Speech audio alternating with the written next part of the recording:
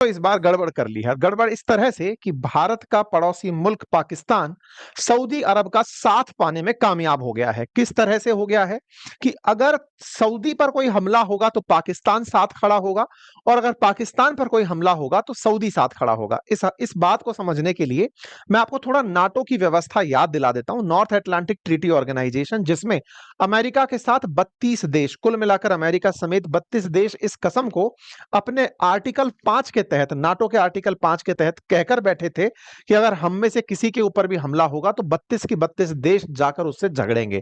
ऐसा ही एक defence pact करने में कामयाब हो गए हैं पाकिस्तान और सऊदी अरब। भारत के लिए किस तरह की चिंता है, तो आप ऐसे समझिए कि भारत ने जैसे ऑपरेशन सिंदूर किया या फिर कोई भविष्य के लिए भी ऑपरेशन अगर प्लान करता है तो सऊदी उसे अपने ऊपर मानेगा, और सऊदी का अपने ऊपर मानने का मतलब है भारत के सऊदी के साथ संबंध खराब होना।